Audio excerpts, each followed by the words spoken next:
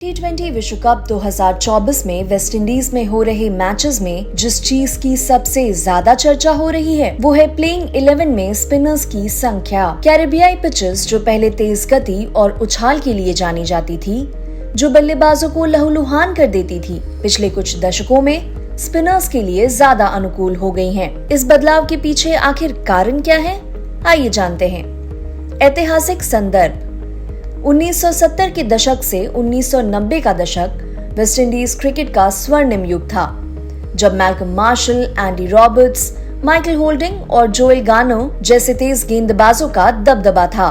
ये pitches West Indies को अपनी तेज गेंदबाजी की ताकत का पूरा फायदा उठाने में मदद करती थी। हालांकि समय के साथ सॉइल कॉम्पोजिशन, मेंटेनेंस प्रैक्टिसेस और लिमिटेड ओवर्स क्रिकेट पर ध्यान फोकस करने के कारण इन पिचेस के नेचर में बदलाव आया। मिट्टी की संरचना और रखरखाव में बदलाव। वेस्टइंडीज में तेज से धीमी पिचेस के ट्रांजिशन का एक बड़ा कारण सॉइल कॉम्पोजिशन और मेंटेनेंस प्रैक्टिसेस में बदलाव भी है। फास्ट पिचेस बनाने के लिए ऐसी मिट्टी का प्रयोग किया जाता है जो गति और उछाल को बढ़ावा दे। समय के साथ वेस्ट इंडियन पिचेस के मिट्टी में क्ले कंटेंट बढ़ने लगा। अपने शीट स्ट्रक्चर और लार्जर सरफेस एरिया के कारण क्ले ज्यादा मॉइस्चर रिटेन करता है। इन फैक्टर्स ने वेस्ट इंडीज के ट्रॉपिकल वेदर के साथ मिलकर पिचेस को सॉफ्ट बनाने में महत्वपूर्ण भूमिका निभाई। परिणाम स्वरूप ये पिचेस तेज गेंदबाजी के लिए कम अनुकूल और स्पिन के लिए अधिक अनुकूल होने लगी। क्रिकेट वेस्टइंडीज की वित्तीय चुनौतियां। वेस्टइंडीज बोर्ड की फाइनेंशियल स्ट्रगल्स ने इस चैलेंज को और बढ़ा दिया, क्योंकि कम रोलिंग और सिंचाई पिचेस की गुणवत्ता और गति को प्रभावित करने लगी।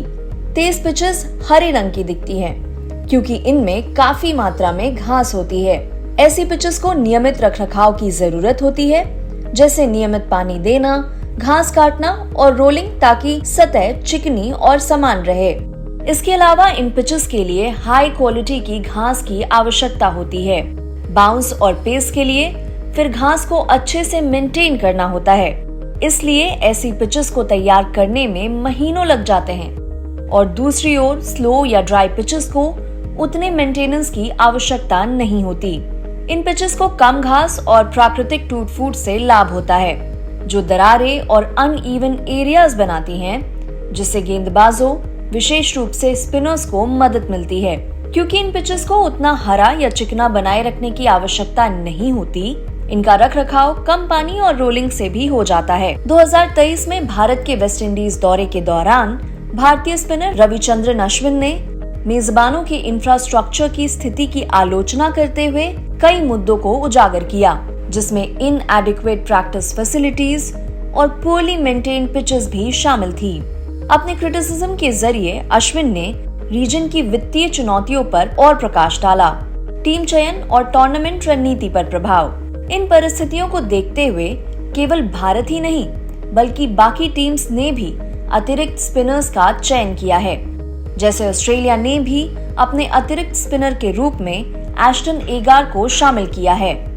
टूर्नामेंट कैरिबियन आइलैंड के 6 वेन्यूज पर आयोजित किया जाएगा और जैसे जैसे ये आगे बढ़ेगा, पिचेस के और भी स्पिन फ्रेंडली होने की उम्मीद है। स्टैटिस्टिकल पर्सपेक्टिव, और इसका प्रूफ मिलता है स्टैट्स में। उदाहरण के लिए बारबेडोस के केंसिंगटन ओवल में स्पिनर्स की इकोनॉमी दर 7.04 है, जबकि पेसर्स की 8.3 है। उनका स्ट्राइक रेट भी बेहतर है। स्पिनर्स हर 23.3 गेंदों में एक विकेट लेते हैं, जबकि पेसर्स हर 24.3 गेंदों में।